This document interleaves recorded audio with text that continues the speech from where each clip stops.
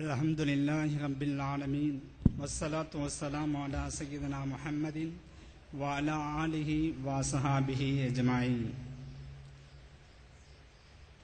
தமிழக மண்ணில் வஹாபிசம் தரைமட்டமானதற்கு பெரிதும் காரணம் மக்களின் விழிப்புணர்வா வஹாபிகளின் சுயநலமா என்ற இந்த விவாதத்திற்கு தலைமை தாங்கக்கூடிய சுன்னத்து வல் ஜமாத்தினுடைய கொள்கைகளை தமிழகத்தினுடைய மூலை முடுக்குகளிலெல்லாம் எடுத்துச் சென்று கொண்டிருக்கக்கூடிய என்னுடைய ஆசிரியர் பிறந்தகை மௌலானா அல்ஹாஜ் ஹலகத் அவர்களே, மேடையிலே வீற்றிருக்கக்கூடிய சான்றோர்களே, ஆன்றோர்களே, குறிப்பாக என்னுடைய பகுதியிலே செல்வாக்கு பெற்றிருக்கக்கூடிய எங்களுடைய ஊரையும் சேர்ந்த மரியாதைக்குரிய பெரியகுளம் நாடாளுமன்ற தொகுதி எம்பி அவர்களே, என்னுடைய அணியை சார்ந்தவர்களே, எதிரணியிலே வீற்றிருக்கக்கூடிய அன்பு நண்பர்களே, பெரும் திரளாக கூடியிருக்கக்கூடிய அன்பிற்கினிய பல்வேறு பள்ளிவாசனுடைய நிர்வாகிகளே, பொறுப்பாளர்களே, ஜமாத்தினர்களே, உங்கள் அனைவருக்கும் இஸ்லாத்தின் காணிக்கையான சலாத்தினை கூறி எனது விவாதத்தை தொடங்குகிறேன். அஸ்ஸலாமு அலைக்கும் வரஹ்மத்துல்லாஹி தஆலா பரகாத்துஹு. தலைப்பு என்னங்க?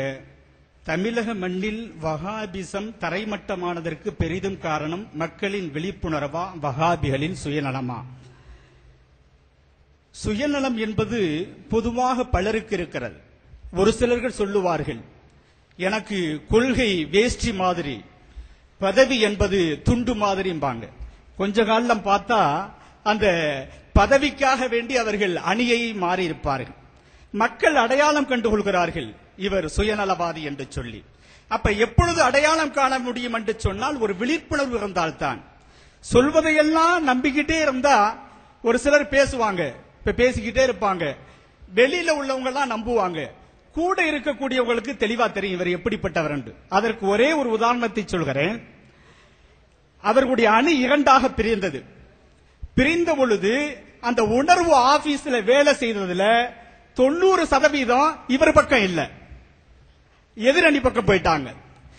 உண்மையிலே ஒருவன் நல்லவரா கெட்டவரா என்பதை முடிவு செய்யக்கூடியவர்கள் அருகில் இருக்கக்கூடியவர்கள்.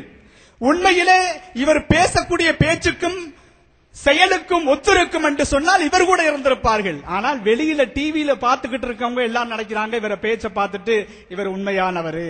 கூட இருக்கவங்களுக்கு தெரிந்து போய்விட்டது. விழிப்புணர்வு யாருக்கு முதலிலே வந்தது என்று சொன்னால், கூட இருக்கக்கூடியவர்களுக்கு முதலிலே விழிப்புணர்வு வந்தது.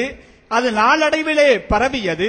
எனவே ஒருவர் சுயநலவாதியை நாம் தெளிவாக அடையாளம் கண்டதற்கு பிறகு அதற்கு காரணமாக இருந்தது அந்த விழிப்புணர்வு தான். என்று சொன்னா, வீட்டுக்கு ஒரு விவகாரம் பிடிச்ச ஒரு கணவர் வந்தாரு.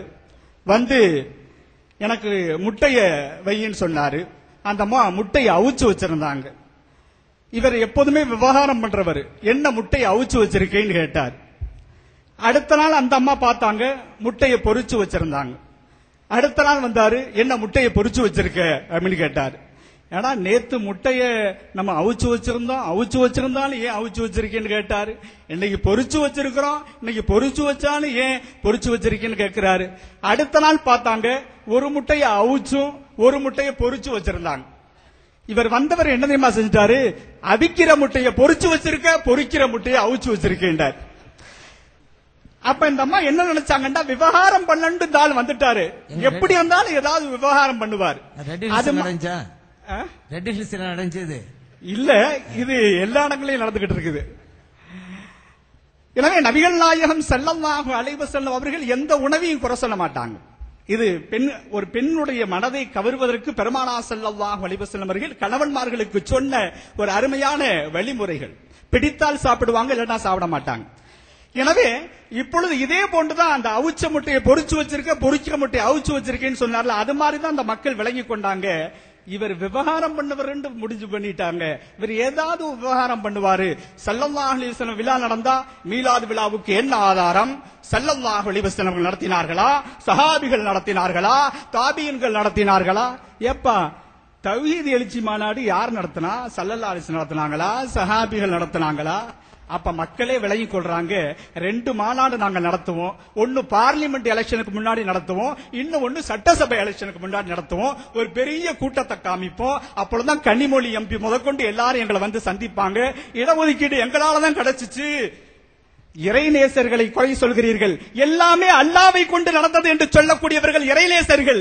ஆனா எங்களாலதான் இடஒதுக்கீடு கிடைச்சிச்சுன்னு சொல்லி அல்லாஹ்வை மறந்து பேசக்கூடியவர்கள் இவர்கள். 90 லட்சம் பேரை ஹாஜா மொய்னுத்தீன் சிஷ்தி ரஹ்மத்துல்லாஹி அலைஹி இவர்கள் இஸ்லாத்துக்கு கொண்டு வந்தாங்க. அவங்க என்ன வீடியோ பிடிச்சு சிடி பிடிச்சு என்ன வசூலா பண்ணிக்கிட்டு இருந்தாங்க. உடனே நீங்க சொல்வீங்க அந்த காலத்துல சிடி இல்ல அப்படின்னு சொல்லி சொல்லுவீங்க. சரி, சிடி இல்ல, அவங்க எல்லாம் வசூல் வேட்டையா நடத்திக்கிட்டு இருந்தாங்க. இன்னைக்கு நான் எங்க அணியில பேசின ஒருத்தர் சொன்னாரு, தொப்பி இல்லாம துழுவுறாங்க. அவங்கள இருந்து பிரிஞ்சு வந்தவங்களே சொல்றாங்க, அவரை விடுங்க, அவரு தொப்பி போட்டுக்கிட்டு மத்தவங்களை எல்லாம் தொப்பி போடாம வச்சிருக்காருன்னு சொன்னா, அவங்க அரபு நாடுகள்ல போய் இவங்க எல்லாம் முஸ்லீம்கள் இல்ல, தொப்பி போடாம இருந்தா தான் முஸ்லீம்கள் இல்ல, நான் முஸ்லீமா ஆக்குறேன் அப்படின்னு சொல்லி வசூல் பண்ணிட்டு இருக்கிறாரு. விட்டுட்டு போங்க. யார் சொல்றா? யாருங்க சொல்றா? அவர்களிடத்திலிருந்து பிரிந்து வந்தவர்களே சொல்கிறார்கள்.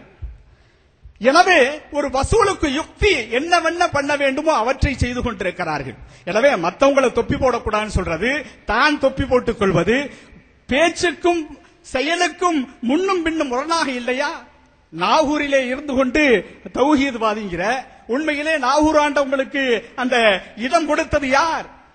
தஞ்சை மன்னர் அல்லவா கொடுத்தாரு. அப்ப நாகூர் ஆண்டவங்க பிடிக்காட்டா அப்ப நாகூர் ஆண்டவங்களுக்கு கொடுத்த அந்த இடத்துல நான் இருக்க மாட்டேன்னு சொல்லி வெளியில வாவேன். இடம் பல லட்சம் போகும்ல, விடுவையா? விட மாட்டேன். அப்ப உனக்கு தேவை என்று சொல்கின்ற பொழுது, உனக்கு ஒன்று தேவை என்று வருகின்ற பொழுது அவற்றை விட்டுக் கொடுப்பதில்லை. எனவே இவற்றையெல்லாம் மக்கள் இன்றைக்கு விழிப்புணர்வு பெற்று விட்டார்கள். எல்லா இடத்துலயும் கேட்பாங்க, ஒரு சிலர் கேட்பாங்க, என்னங்க இந்த வழிமார்கள் எல்லாம் பள்ளிவாச இடத்துல வந்து அடங்கி இருக்காங்க. அப்பா, அந்த இடமே யாருக்கு வந்தது தெரியுமா? அந்த வழிமார்களுக்கு கொடுக்கப்பட்ட இடம். அந்த இடத்துல அதற்கு பிறகு அந்த பள்ளிவாசல் வந்துச்சு. எனவே நம்முடைய இங்கே பேசியவர்கள் சொன்னது போல வழிமார்களை எதிர்க்கக்கூடியவர்களே இந்த வக்ஃபோர்டுக்கு வந்து வருவார்கள் என்று சொன்னால் விளங்கிக் கொள்வார்கள், எத்தனை இறைநேசர்களுக்கு எவ்வளவு இடங்கள் முன்னோர்களால் கொடுக்கப்பட்டது என்பதை விளங்கிக் கொள்வார்கள். எனவே அந்த இறைநேசர்களுடைய அந்த இடத்தை, அந்த வக்ஃபு சொத்தை மட்டும் நிர்வகிப்பதற்கு நாங்கள் வருகிறோம். ஆனால் இறைநேசர்கள் தேவையில்லை என்று சொன்னால் இது முறையா? இது நெறிமுறையா? எனவே நம்முடைய இந்த காலகட்டத்தில் மக்கள் விழிப்புணர்வு பெற்று விட்டார்கள். உண்மை என்ன என்பதை தெளிவாக தெரிந்து வைத்திருக்கிறார்கள். எனவேதான் இன்னைக்கு எல்லா பள்ளிவாசலையும் ஒன்று போட்டிருக்காங்க, 4 மதுஹபுகளை சேர்ந்தவர்கள் தொப்பி அணிந்தவர்கள் மட்டும்தான் இந்த பள்ளிவாசலில் தொழுவதற்கு அனுமதி உண்டு. இது மிகப்பெரிய வெற்றி அல்லவா? நாங்க இப்ப கடலூர்ல வருகின்ற பொழுது ஒரு பள்ளியில இறங்கி தொழுதோம், 3 மணிக்கு தஹஜ்ஜத் தொழுகிறோம். அந்த பள்ளியில எழுதி போட்டிருக்காங்க, இந்த பள்ளி சுன்னத் வல் ஜமாத் பள்ளி, தொப்பி அணிந்து தொழுக வேண்டும். இது இன்றைக்கு இருக்கக்கூடிய யாரு என்ன பேசினாலும் சரி, இன்றைக்கு இருக்கக்கூடிய பள்ளி நிர்வாகிகளும் சமுதாய தனவந்தர்களும் இதுதான் சுன்னத் வல் ஜமாத், இப்படி நடந்தால் தான் எங்க பள்ளியிலே உமக்கு தொழுவதற்கு உரிமை உண்டு என்று ஆணித்தரமாக சொல்கிறார்கள் என்று சொன்னால் மக்கள் விழிப்புணர்வு பெற்றுவிட்டார்கள். இந்த விழிப்புணர்வை பெற்றதின் காரணத்தால் வஹாபிசம் தரமட்டமாக ஆக்கப்பட்டிருக்கிறது என்று கூறி, மீண்டும் அழைத்தால் வருவேன் என்று கூறி வாய்ப்புக்கு நன்றி கூறி அமைகிறேன். நன்றி. வாஹிர் தவானா அல்ஹம்துலில்லாஹி ரப்பில் ஆலமீன்.